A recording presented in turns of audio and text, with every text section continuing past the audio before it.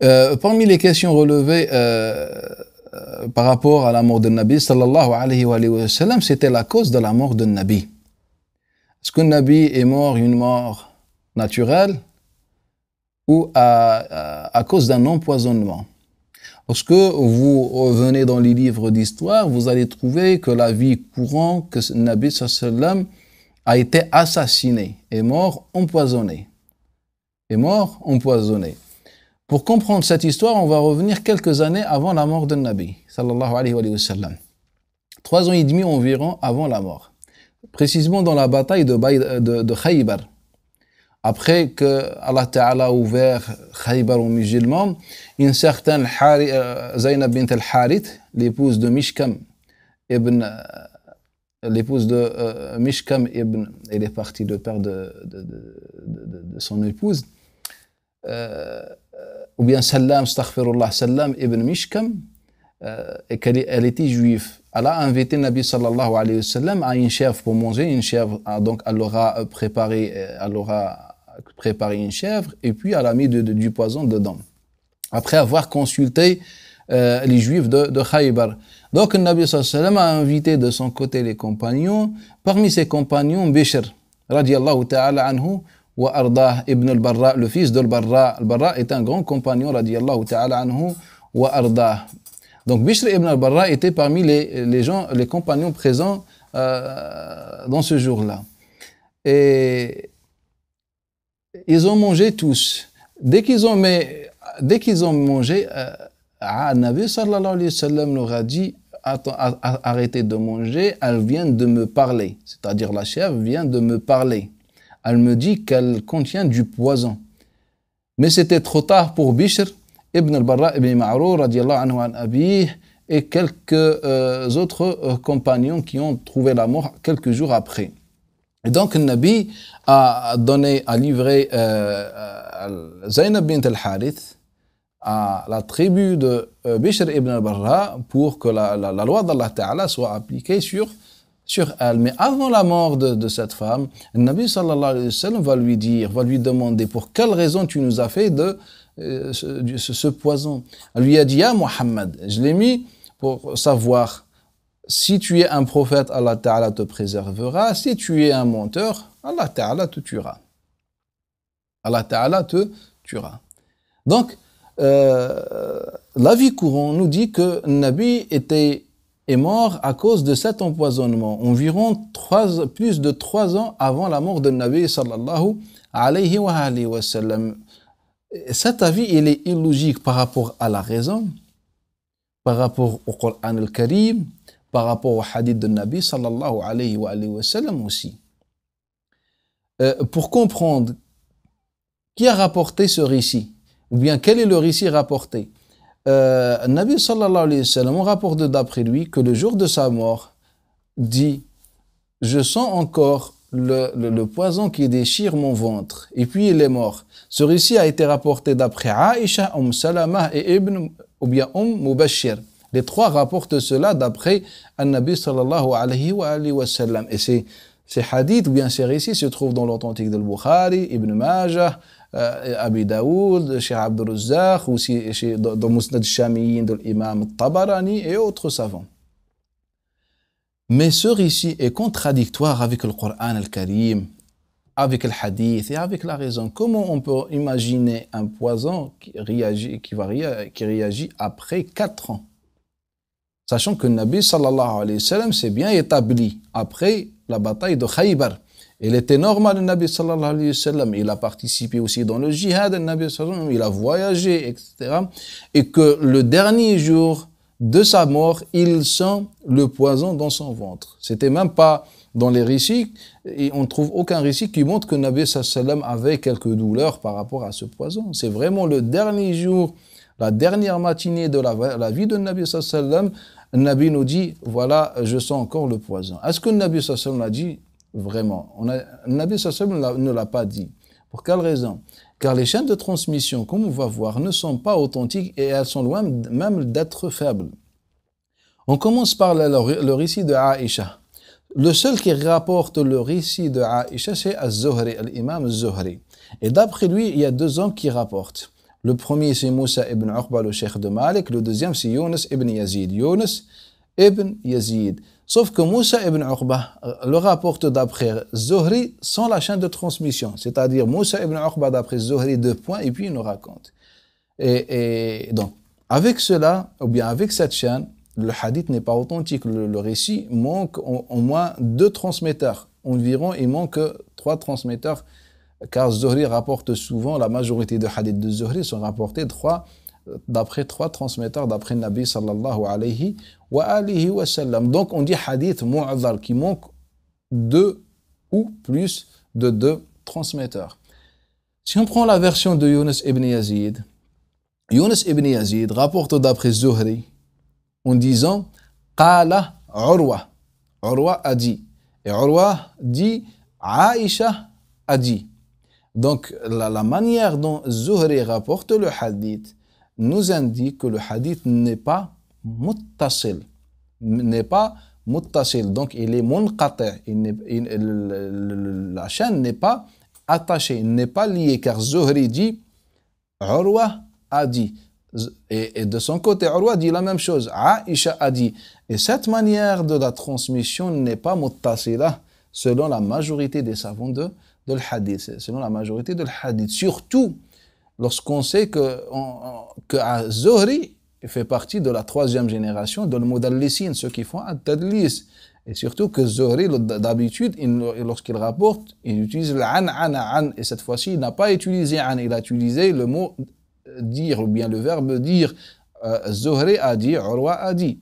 Et aussi lorsque Urwa rapporte de cette manière, comme Ahmed ibn Hanbal le dit, le hadith n'est pas authentique. Lorsque Urwa ibn Zubayr dit, Aïcha a dit, ou de cette manière, le hadith n'est pas authentique. Le hadith n'est pas authentique. Et encore, et de plus, le seul qui rapporte déjà ce récit, c'est Anbasa ibn Khalid, d'après Yunus ibn Yazid, d'après Az-Zuhri. Donc avant qu'on parle de Zuhri et l'inqita' entre Zuhri et Urwa, et entre Urwa et Aïcha, avant qu'on arrive à cela, déjà le hadith n'est pas authentique. Pour quelle raison? Car les savants comme l'imam Saji, comme Ahmed ibn Hanbal et les autres savants de hadith nous disent, lorsque Anbasa ibn Khalid s'isole dans une transmission d'après Yunus particulièrement, ce hadith n'est pas authentique. Ce hadith n'est pas authentique. Lorsque Anbasa ibn Khalid est le seul qui rapporte d'après Yunus ibn Yazid, le hadith n'est pas authentique. C'est-à-dire même, on ne parle même pas de Zuhri ou bien des autres défauts de Al-Hadith. Le récit de Salama, qui rapporte le récit de Salama. Ce récit a été rapporté par l'imam Az-Zuhri, avec une chaîne de transmission très très très faible. Pourquoi? Car celui qui rapporte, c'est Baqiya ibn al-Walid. Baqiya ibn al-Walid est faible, il est connu aussi par At-Tadlis, d'après son cheikh Abu Bakr al-Ansi. Abu Bakr al-Ansi qui est inconnu. Donc le hadith, le récit n'est pas authentique. Il nous reste la dernière version, celle de Mubashir. Le seul aussi qui rapporte cette version, c'est l'imam Az-Zuhri. L'imam Az-Zuhri. Sauf que cette version, ou bien ce récit d'après Zuhri, contient beaucoup d'erreurs. Parmi ces erreurs, c'est al-idtirab, la perturbation de la chaîne de transmission. Car parfois on rapporte d'après Zuhri, d'après Abdurrahman ibn Ka'b. D'après Abdurrahman ibn Ka'b. Et Zuhri n'a pas entendu Abdurrahman ibn Ka'b. Et parfois on rapporte d'après Zuhri, d'après Abdurrahman ibn Abdullah ibn Ka'b. Donc il a bien entendu de Abdurrahman ibn Abdullah ibn Ka'b. Sauf que certains disent d'après Zuhri, d'après Abdurrahman ibn Abdullah ibn Ka'b, d'après sa mère. Sa mère, elle est inconnue. Certains d'autres disent non, d'après Zuhri, d'après Abdurrahman ibn Abdullah ibn Ka'b, d'après son père. D'après son père. Donc on dit que la chaîne de transmission, elle est perturbée. Et à chaque fois, chaque chaîne de transmission contient également une erreur. Donc elles sont perturbées et aussi elles contiennent des défauts ou bien des causes de la faiblesse, des causes de faiblesse. Et le pire, c'est que l'imam Zuhri s'est trompé entièrement dans le hadith. car le hadith ne parle même pas de Nabi sallallahu alayhi wa sallam. Et la femme, elle ne s'appelle même pas Ibn Mubashir, car Ibn Mubashir n'a aucun rapport avec ce récit. Ibn Mubashir, c'est l'épouse de Zayd ibn Haritha. Et la seule qui rapporte ce récit, ce n'est pas Ibn Mubashir. C'est pas Mubashir, c'est Bishr, c'est Bishr. Et le Zuhri s'est trompé dans ce récit. Et Bishr rapporte l'histoire de son frère. Qui est le frère de Bishr? C'est Bishr ibn al-Barra. C'est sa sœur, Bishr ibn al-Barra. C'est la fille de al-Barra ibn Ma'rour. Donc, elle a rapporté le récit de son frère. Et son frère a été empoisonné, comme on a dit, dans les hadiths notoires qui sont rapportés d'après Abdullah ibn Abbas, d'après Jabir ibn Abdullah, d'après Abu Huraira. Il est rapporté avec des chaînes de transmission notoires, mursala. Les récits, je parle des chaînes de transmission qui rapportent l'empoisonnement de Nabi sallallahu alayhi wa sallam le jour de Khaybar. Et donc, dans ce hadith, tous nous parlent de que Bashir ou bien Bishr ibn al-Barra a été empoisonné. Donc, Bishr, lorsqu'elle va rendre visite à Abdullah ibn Ka'b, ou Abdurrahman ibn Ka'b ibn Malik, elle va lui raconter le récit de son frère, l'empoisonnement de son frère. Donc, l'imam Zuhri se trompe et il pense que c'était le Nabi sallallahu alayhi wa sallam. Donc, c'est une erreur déjà. Les chaînes de transmission ne sont pas authentiques. Et le deuxième problème, c'est que l'imam Zuhri a fait une erreur. Il s'est trompé. Le hadith ne parle même pas de Nabi sallallahu alayhi wa sallam. Donc, on a trois personnes qui rapportent ce récit et les chaînes de transmission qui mènent à ces trois personnes ne sont pas authentiques. Elles sont même loin d'être faibles. Elles sont très faibles. Donc, les chaînes de transmission ne sont pas authentiques. Et cela est contradictoire avec la raison. Comment un poison réagit après 4 ans. Une bonne santé, après 4 ans, on est mort.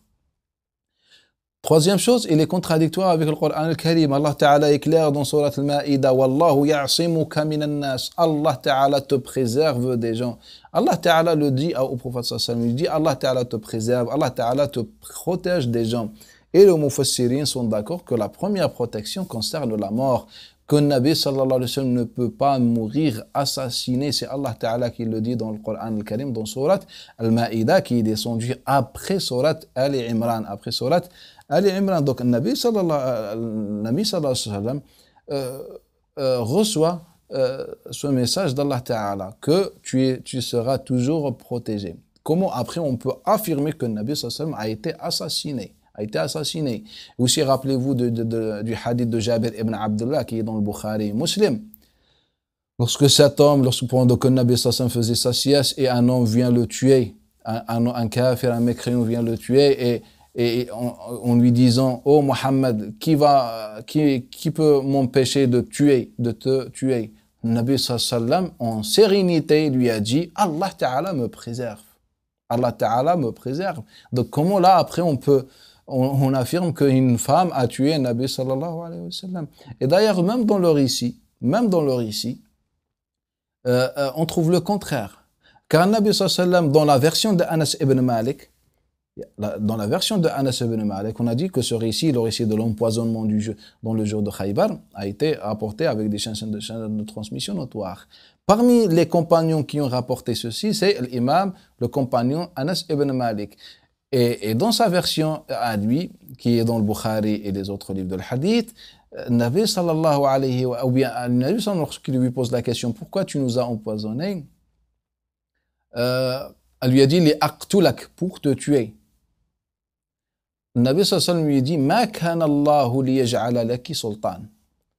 Allah Ta'ala n'aurait pas te donné un sultan, un pouvoir pour faire cela, c'est-à-dire pour me tuer. Donc, le Nabi sallallahu alayhi wa sallam affirme dans ce hadith, dans la même histoire, que tu ne peux pas me tuer. Allah Ta'ala me préserve. Et comment après on affirme que le Nabi sallallahu alayhi wa sallam a été empoisonné. Donc, l'empoisonnement de Nabi sallallahu alayhi wa sallam, le fait de considérer l'empoisonnement de Nabi sallallahu alayhi wa sallam comme une cause de la mort de Nabi sallallahu alayhi wa sallam est contradictoire avec le Coran, avec la logique et avec les hadiths de Nabi sallallahu alayhi wa sallam. Et cela, je considère cet avis comme une erreur dans l'histoire islamique. أقول هذا الكلام واستغفر الله لي ولكم فاستغفروه.